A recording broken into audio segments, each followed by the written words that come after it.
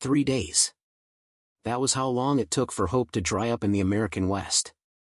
Elena Ward learned that truth at Ridgewater Depot, sitting on a battered leather trunk with all her life inside it, watching train after train arrive without the man who had promised her forever. Each whistle cut the air like a joke at her expense. Each set of wheels rolling away carried off another piece of the courage she had brought from Philadelphia. By the fourth morning, people stopped seeing her. Travelers stepped around her like she was part of the platform, like the warped boards and the rusty nails. The station wall behind her held a faded ad for some miracle tonic, peeling at the corners. A broken bench sat near the telegraph office, and Elena felt just as useless as that bench now. She held his letter in her hands. It used to feel like a lifeline. Now it was soft and worn, the ink smudged where her tears had fallen 2 nights earlier, back when she still had tears left. "My darling Elena," she whispered, her voice thin and cracked. The words tasted foolish in her mouth. She had memorized the train schedule without meaning to. The 6:47. The 11:30. The 3:15. The 7:20. Every arrival had brought a moment where her chest lifted, where she told herself, maybe this time. And every departure had crushed her again. On the second day, she had sold her mother's cameo brooch to the station master's wife. The woman had paid $3 for a piece worth twice that, because desperation had a price and everyone in Ridgewater knew it. Elena still had $2.30 in her purse. Not enough for a ticket anywhere. Not enough to buy her dignity back. A woman in a fine traveling dress had pressed a sandwich into Elena's hands yesterday morning. The pity in her eyes had burned worse than hunger. Elena had thanked her and eaten half. She had wrapped the other half in brown paper and tucked it into her coat pocket, saving it like it was treasure. She could not bring herself to finish it. Once it was gone, what then? She stared at the tracks and tried not to think about Thomas Whitmore. 6 months of letters. 6 months of promises written in careful script on expensive paper. He had written about a prosperous mercantile, a fine house on the edge of town, a garden with roses like the one she described from her mother's home. He had written about loneliness and honesty, and a heart that had been asleep until her letters woke it. Lies. All lies. She had arrived 3 days ago wearing her best dress, green wool with velvet trim, altered by her sister's hands for a wedding that now felt like a cruel story. She had carried a small bouquet of wildflowers bought from a girl by the tracks. She had stepped onto the platform with her heart hammering, full of nerves and fragile joy. Thomas Whitmore had not been there. She had waited through afternoon, through evening, through the long, cold night, sitting on her trunk while the depot emptied and the lamps went dark one by one. The moon had kept her company like a silent stranger. At dawn, the station master had found her. A gruff man with tobacco-stained whiskers and a voice that carried no sympathy. "You that mail-order bride Whitmore was supposed to collect?" The way he said supposed to should have been a warning, but Elena had clung to hope because hope was all she had. "I am Elena Ward," she had said, forcing steadiness into her voice. "I'm to marry Mr. Thomas Whitmore. Has there been some delay? Is he ill?" The man had spit tobacco juice onto the boards, missing her skirt by inches. "Whitmore ain't coming, miss. Got word 2 days back he up and married the widow Hutchins. Figured he sent you a telegram telling you not to come." The world had tilted under Elena's feet. "I received no telegram," she had whispered. "Well," the man had said, like it was weather and not a life-shattering, "suppose that's your misfortune. Can't stay here indefinitely. This ain't no boarding house." Then he had walked away and left her sitting there with the truth. Thomas Whitmore had courted her through letters for half a year and did not value her enough to send a warning. He had simply replaced her and let her travel across the country to be humiliated in front of strangers. The first day, she had been too shocked to move. The second day, the fear had set in. The third day, hunger had joined fear, and together they had eaten through her pride. And now the fourth day arrived, and Elena understood something she did not want to understand. Survival would require surrender. She would have to beg. She would have to ask for help from people who had already decided she was a shameful mistake. She would have to become the thing she had always feared becoming. A burden. A charity case. A woman others pitied. Her mother's voice came back to her, gentle and firm, like hands on her shoulders. Never let them see you broken, Elena. A woman's strength is in her bearing. Elena's mother was gone. Bearing did not fill an empty belly. Elena pushed herself to her feet. Her legs shook, weak from poor sleep and too little food. Her dress was wrinkled and dusty, no longer a wedding dress, no longer anything special. Strands of hair had slipped loose from her pins. She knew she looked exactly like what she was. A woman left behind. The whistle of the 11:30 train sounded in the distance. Another arrival. Another crowd. Another chance to watch people look past her. Elena bent down and gripped the handle of her trunk. She was going to drag it inside and face the station master again. She did not know what she would ask him for. Work, maybe. A place in the storage room. Anything. Her hands tightened, and she told herself she would not cry. Thomas Whitmore did not deserve her tears. A small tug pulled at the hem of her skirt. Elena jerked her head down. A boy stood there, maybe 5 or 6 years old. He was thin, almost too thin, with dust on his boots and patches on his trousers. His brown hair stuck up as if he had been running hard, but his eyes were what stopped her breath. Blue. Bright and clear. Not careless blue, but brave blue, like the sky after a storm. Elena looked around quickly, searching for a mother or father nearby. "Hello," she said softly. "Are you lost, sweetheart?" The boy did not answer right away. He studied her face with a serious focus that did not fit such a small body. Then, quiet enough that the arriving train nearly swallowed his words, he asked, "Are you my new mama?" Everything froze.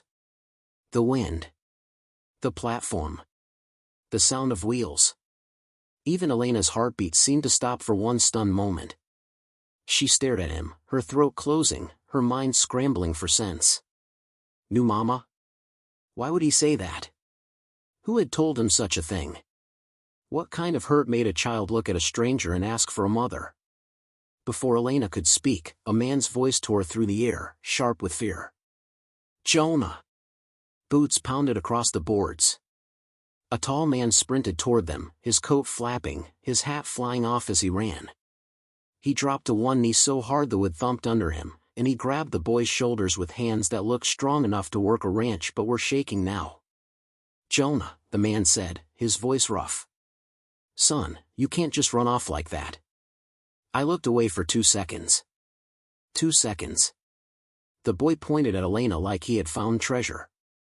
"I found her, Papa," he said with complete confidence. "I found my new mama, just like you said we would." The man's head snapped up.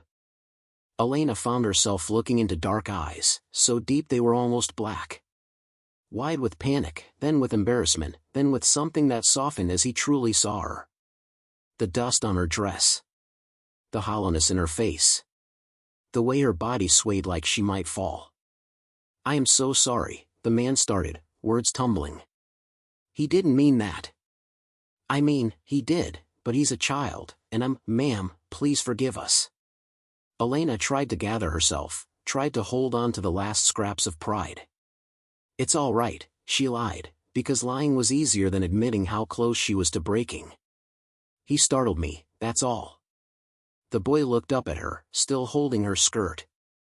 "She's not fine, Papa," he said simply. "She's hungry and sad. I can tell." The man went still, his jaw tightening as he looked at Elena again, like he was seeing a truth he could not ignore.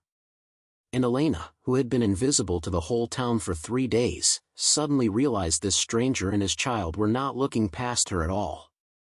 They were looking straight at her. And she had no idea what would happen next.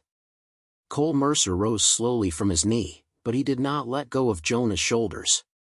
The boy was still gripping Elena's skirt like he was afraid she might vanish. "Jonah," Cole said, trying to keep his voice steady. "You cannot run off again." Do you understand me? Yes, sir, Jonah said, but his eyes stayed on Elena. I was helping. Cole's gaze returned to Elena. Up close, he could see the way her lips were dry, the way her face looked pale under the dust, and the way her hands trembled even when she tried to hold them still. Ma'am, Cole said carefully. I don't mean to embarrass you, but you look like you've been sitting out here for days. Elena lifted her chin. I'm waiting for someone. The words sounded hollow even to her. Jonah's small voice cut in, without cruelty, only truth. No, you're not. You're waiting for someone who isn't coming. That's different. Cole shot his son a sharp look, but the look had pride in it too, like he hated the bluntness and respected it at the same time. Jonah, he murmured. You don't say everything you think. But it's true, Jonah said. Elena's cheeks burned. The platform felt too open, too bright. She wanted to gather herself into a smaller shape. She wanted to pick up her trunk and disappear. Cole's voice softened. Is he right? Are you stranded? Elena wanted to lie. Pride was the last thing she owned.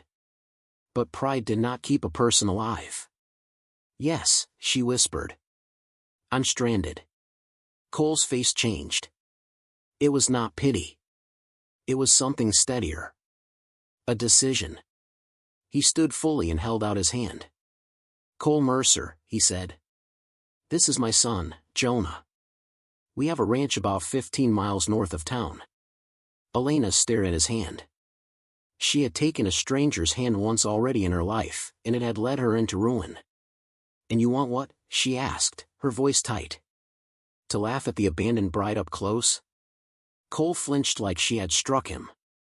No, ma'am. I want to offer you a hot meal and a safe place to rest. Nothing more. No tricks. Elena's breath came shallow. A safe place. Those words sounded like a dream. Why? She asked. You don't know me. Cole glanced down at Jonah. Jonah looked up at his father like he was waiting for permission to speak. Cole sighed. Because my son hasn't let a woman come near him since his mother died. Not even family. Not neighbors. Not anyone.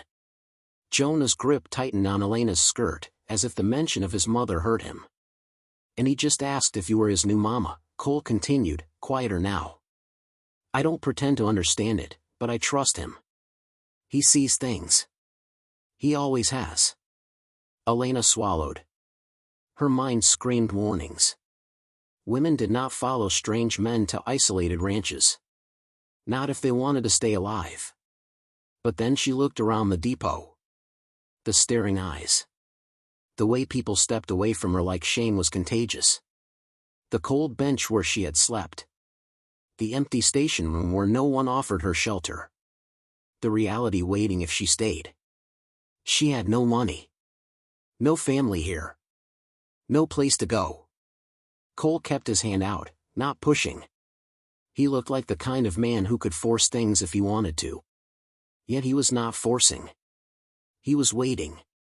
Jonah's face lifted, hopeful and serious all at once. Please, he said. We have stew and a dog and a pony.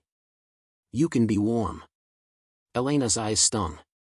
She did not know why a child's simple words hurt so much. I don't even know your first name, she said to Cole, as if that was the biggest problem. It's Cole, he said. And you are?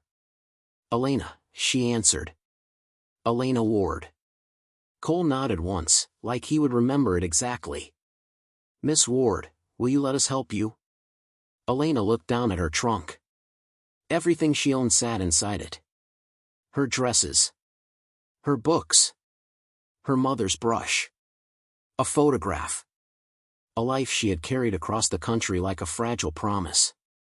She thought of Thomas Whitmore eating breakfast with his new wife, never caring if Elena lived or died. She thought of the station master's voice. This ain't no boarding house.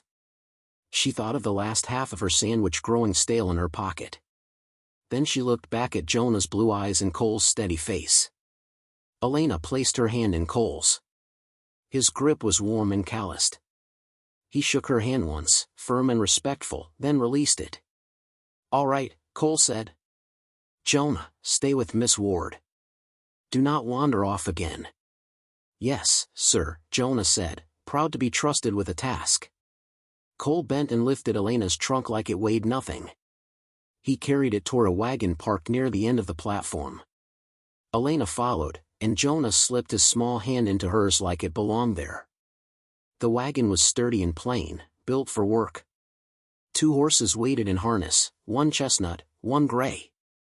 The wagon bed held sacks of flour and sugar, tools, and supplies. Cole tossed the trunk into the back and offered Elena a hand to climb up. His touch at her waist was careful and brief, as if he was afraid to offend her. Jonah climbed onto the seat between them and settled there like a guard. They rolled away from the depot, wheels creaking, horses stepping into a steady rhythm. Ridgewater began to shrink behind them. Elena looked back once. The depot sat in the wide prairie like a lonely mark. The place where her hope had nearly died. She faced forward again. The prairie stretched out, golden and endless. The air smelled clean, like sage and sun-warmed grass. Elena had lived her whole life where buildings crowded the sky. Out here, the horizon was so wide it made her feel small. But it also made her feel like she could breathe. After a while, Cole spoke without looking at her. "Do you want to tell me what brought you to Ridgewater? Or would you rather I not ask?" Elena's fingers tightened around Jonah's hand. "I was supposed to marry someone," she said. Cole's jaw flexed. "Thomas Whitmore." Elena turned her head sharply. "You know him?" Cole's voice went hard. "I know enough. He owns the mercantile. He sells bad goods and cheats waits. And he has done this before." Elena's stomach dropped. "Before?" Cole nodded. "For years ago, he brought a woman out from St. Louis with letters and promises. Then he sent her away when he found a local widow with property he wanted. You're not the first woman he has used." The words landed like a stone in Elena's chest. She had not just been foolish. She had been part of a pattern. Elena swallowed back a sound that wanted to be a sob. "So I was never special. Just convenient." Jonah leaned into her arm, sleepy now. "You are special," he murmured. "I picked you." Cole glanced at his son, then back to the road. "He's right." Elena stared at her lap. "I have nowhere to go. I can't afford a ticket back east. I have $2.30 left." Cole's hands tightened on the reins. "Then you'll stay with us until you're ready to decide what's next. You can work if you want. I can pay you." "I don't know ranch work," Elena said. "I'm from Philadelphia. I'm not useful out here." Cole's voice was calm. "Can you read?" "Yes." "Can you write?" "Yes." "Can you keep accounts?" Elena blinked. "Yes. I ran my stepfather's bookshop accounts for 3 years. "Then you are useful," Cole said. "I have account books that are a disaster. And I have a son who needs learning. If you're willing, you can help with both." Elena's heart beat faster. "Work? A wage? Room and board?" It sounded too clean, too safe. "And what would you want in return?" she asked softly, because she had learned not to trust gifts. Cole's shoulders rose and fell with a slow breath. "Only honest work for honest pay. No other obligation. If you decide to leave, you leave." Jonah's eyes closed. His head rested against Elena's arm like he trusted her more than he trusted the world. Elena looked down at him. His cheek was smudged with dust. His lashes were dark against his skin. He looked like a child who had learned grief too early. "Miss Elena," Jonah mumbled, half asleep. "Yes, sweetheart? Are you going to stay forever?" Elena's throat tightened. She could not promise forever. Forever had betrayed her. "I don't know," she whispered. "Let's start with today." Jonah smiled faintly without opening his eyes. "Okay," he said. "But I hope forever." Elena stared out at the prairie and felt tears press behind her eyes. Different from the tears she had shed at the depot. These were not just despair. They were fear and wonder mixed together. The wagon rolled on, and Ridgewater disappeared behind them. Elena did not know what waited ahead at the Mercer Ranch. She did not know if this was rescue or another trap wearing a kind face. But Jonah's hand was still in hers. And for the first time in days, Elena felt something fragile and dangerous rise inside her. Not trust. Not yet. But the smallest spark of hope. The Mercer Ranch came into view after the long ride, sitting against rolling hills and distant mountains. It looked steady and lived in. Not fancy, but cared for. A 2-story house with a wide porch. A red barn. Fences straight and strong. Cattle grazing like they had nowhere else to be. Elena sat up a little, surprised by the tight feeling in her chest. It was not fear this time. It was the strange ache of seeing something that looked like a real home, the kind she had once dreamed about in letters. "It's beautiful," she said quietly. Cole kept his eyes on the road, but his voice held pride. "My father homesteaded this land. I was born in that house. It's not fancy, but it's good." As the wagon rolled into the yard, an older woman stepped out onto the porch. Her hair was gray and pulled into a hard bun. Her eyes were sharp, the kind that missed nothing. She did not smile. "Cole Mercer," she called, her voice brisk. "You're late." "Morning, Mrs. Patterson," Cole answered, pulling the horses to a stop. Mrs. Patterson's eyes slid to Elena, and her mouth tightened. "Who is that?" "Miss Elena Ward," Cole said. "She'll be staying here for a while, helping with the accounts and Jonah's schooling." Mrs. Patterson's eyebrows lifted like they wanted to climb off her face. "Staying here? A single woman?" Cole stepped down from the wagon and reached up to help Elena. His hands were careful, respectful, gone the moment her boots hit the ground. "She'll have her own room," he said firmly. "She's here as an employee. Nothing improper." Mrs. Patterson looked like she had a whole argument loaded and ready, but she held it back. Then she turned her hard gaze on Elena. "You can cook?" "Yes, ma'am," Elena answered. "You can clean?" "Yes." "You can handle a child who's been hurting for 14 months?" Elena swallowed. "I can try." Mrs. Patterson gave a short sound that was not quite approval. "You look half dead. Come inside before you fall over. I've got stew." Elena followed her into the house with Jonah glued to her hand. The kitchen was warm. It smelled like beef and onions and bread. It smelled like life. Her eyes caught on a photograph on the wall. A wedding portrait. Cole looked younger, stiff in a suit, but his eyes were warm. Beside him stood a woman with dark hair and a gentle smile, one hand resting on her belly. "That's my mama," Jonah said softly. Her name was Sarah. Elena's throat tightened. She was beautiful. Jonah nodded with a seriousness too big for him. "She died. Fever. Papa says she's in heaven." Elena did not know what to say, so she said the only true thing. "Your papa loved her." Jonah looked up at her. "Do you love her, too?" Elena's eyes stung. "I think anyone who loved you was a good woman." "So yes, I already do." Mrs. Patterson set a bowl of stew in front of Elena like it was an order. "Eat." Elena tried to hold herself together, but the first spoonful broke her. Warmth hit an empty place inside her, and the tears came fast, silent, shaking. She ate anyway, because the hunger was real, because she had come too close to collapse to pretend she was fine. Mrs. Patterson pretended not to notice, slicing bread with loud, angry purpose, like tears were nothing to comment on. Jonah climbed into the chair beside Elena and watched her like a guard. "You don't have to be sad anymore," he said. "You're home now." Elena could not answer. She just squeezed his small hand. Later, after dinner, Cole came into the kitchen and found Elena blinking sleep out of her eyes at the table. Exhaustion hit her in waves now that food had settled in her body. You need rest, Cole said quietly. You're safe here. Safe. The words scared her as much as it comforted her.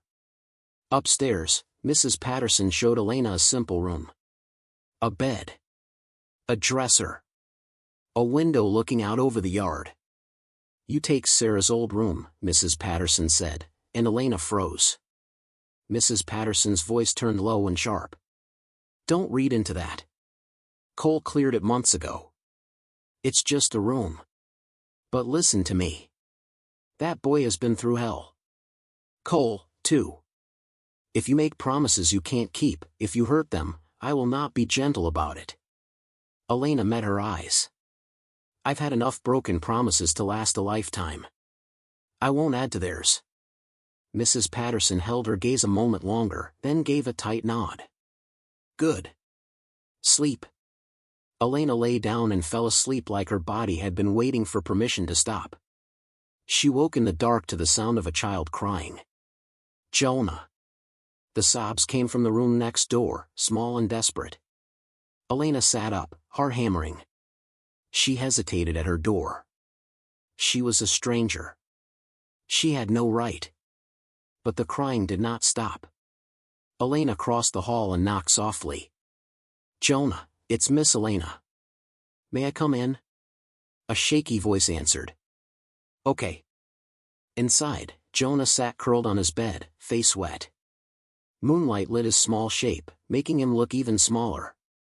Bad dream? Elena asked gently. He nodded hard. I dreamed Mama came back. Then she left again. She said she couldn't stay. I don't want to be brave. I want her to stay. Elena's chest ached. She sat on the edge of the bed, careful, not rushing him. That is a hard dream. Jonah wiped his face with his sleeve. Does it ever stop hurting? The sharp hurt fades, Elena said honestly. But you will always miss her. That's not a bad thing. It means she mattered. Jonah stared at her, then whispered, will you stay until I fall asleep? Elena should have said no. She should have protected herself. She should have remembered that forever was a trap. But she could not leave him alone with that grief. Yes, she said. I'll stay. Jonah curled against her like he had been waiting for permission. Elena smoothed his hair and hummed a soft tune she barely remembered from her own childhood. Slowly, his breathing evened out. A shadow moved in the doorway. Cole stood there, lamplight from his room behind him. His face was tired and tight with worry, then softened when he saw Jonah sleeping against Elena. I heard him, Cole whispered. I was coming. Elena's voice shook. I hope I didn't overstep. You did exactly right, Cole said. And the gratitude in his eyes made Elena's throat close. She eased Jonah back onto the pillow and stood. The small room suddenly felt too intimate, too quiet. Cole stepped aside so she could pass. Good night, Mr. Mercer, she whispered. Cole, he corrected quietly. If you're staying here, formality feels foolish. Elena swallowed. Good night, Cole. That night, she lay awake listening to wind brush the house and wondering what kind of life could change in a single day. By morning, her pride was still bruised, but her body felt stronger. She came downstairs and found Cole making breakfast while Jonah set the table with fierce concentration. Can I help? Elena asked. You're a guest, Cole said. You said employee, Elena replied. Employees earn their keep. Cole studied her, then nodded toward the stove. Bacon needs frying. Elena worked, and something inside her loosened. Simple things helped. A pan. A task. A child's chatter. The smell of coffee. That afternoon, Mrs. Patterson showed Elena the office. It was a disaster. Papers piled high. Receipts scattered. Unopened letters. Ledgers stacked like they had been dropped and forgotten. Elena stared, horrified. How does anyone find anything? They don't, Mrs. Patterson said. Sarah kept it all straight. After she died, it fell apart. Cole's a good rancher, but paperwork makes him miserable. Elena rolled up her sleeves. Then I'll start here. She sorted papers by date, made stacks, opened letters, read notices from suppliers, noted overdue invoices. Her mind, trained by years in a bookshop, found comfort in putting order where grief had left chaos. When Cole came in from the range that evening, dusty and tired, he stopped in the doorway and stared at the change desk. "What did you do?" he asked, half shocked. "I started fixing it," Elena said. "Some of these bills are months overdue. You're going to lose suppliers." Cole exhaled like someone had finally opened a window. "Sarah handled all of it. After she died, I couldn't face it. It just piled up." "I can face it," Elena said. "If you'll let me." Cole's eyes held something like relief, but deeper. "Then you have free rein. Fix it. Tell me what to do and when. I trust you." Trust. Elena did not know how to hold that word yet, but she felt its weight. Days turned into weeks. Jonah followed her like a small shadow, showing her the chickens, the garden, the calf in the barn. He laughed more. He slept better. He asked for stories at night and leaned into Elena like her presence was something he had been missing. And Cole, in quiet evening conversations, began to feel less like a man holding his breath and more like a man learning how to breathe again. Then one afternoon, Elena opened a letter with a Denver postmark in a neat, expensive script. A governess position. $40 a month. A refined household. A real city. A clean new start. The letter sat in her hands like a door opening. That night, she showed it to Cole. He read it in silence, folded it carefully, and handed it back like it might burn him. "That's excellent money," he said. "Yes," Elena replied. "You should take it," Cole said, but his voice sounded wrong. Too empty. Elena stared at him. "Do you want me to?" Cole's jaw tightened. "What I want doesn't matter." "It matters to me," Elena said. Cole's eyes lifted to hers, raw now. "No, I don't want you to go. I want you to stay. But I can't be selfish. You deserve security. A city. A future." Elena's hands shook. "And what do you think I've found here?" Cole looked away like he could not bear the answer. She stood, pain rising fast. "Why are you pushing me away?" "I'm trying to do right by you," he said, voice rough. "You came here desperate. I don't want you trapped here by gratitude." Elena's eyes filled. "I turned down my pride to survive. That doesn't mean I'm blind. It doesn't mean I don't know what this has become." Cole's voice went quiet. "And what has it become?" Elena swallowed, heart pounding. "Something that scares me." Cole stepped closer. Careful. Not touching her. "It scares me, too." The house felt too small. Elena grabbed her shawl and fled into the cold night, breath shaking. She ended up in the barn, standing beside Biscuit's stall, pressing her forehead against the pony's warm neck like she needed something solid. "I finally find something real," she whispered to no one, and then an offer comes, and I don't know which choice is brave. A voice came from the barn doorway. "You didn't say the wrong thing." Elena turned fast. Cole stood there in the shadow, his face tense with emotion. He had been holding back too long. "You followed me," she said. "Of course I followed you," Cole answered. "And I'm done pretending." Elena's breath caught. "Cole." He stepped closer, stopping just in front of her, his eyes dark and steady. "I love you," he said simply. "I've tried to fight it because it feels too soon and too complicated. Sarah has only been gone 14 months. But the truth is, you came into this house, and my son smiled again. You brought order back to a place grief had broken. You brought life back into rooms that felt dead. I love you, Elena Ward." Elena's knees went weak. Tears spilled down her cheeks. "I love you, too," she whispered, voice shaking.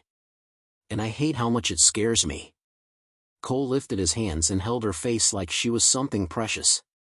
His thumbs brushed away her tears. Then we go slow, he said.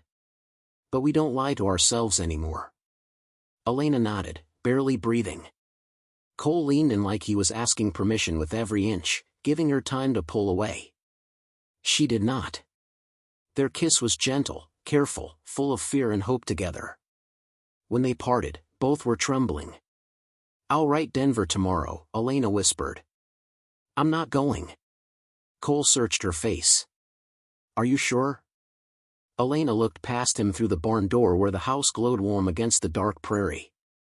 She pictured Jonah's small hand in hers. Mrs. Patterson's stew. The office desk becoming clean. A life that was not fancy but honest. "I don't want prestige," she said. "I want real." They walked back to the house hand in hand, and the simple gesture felt like stepping into a new world. In the weeks that followed, people talked. Some judged. Some whispered. Some smiled and said they were glad to see Cole living again. Margaret Hutchins came to visit. Sharp at first, protective and grieving.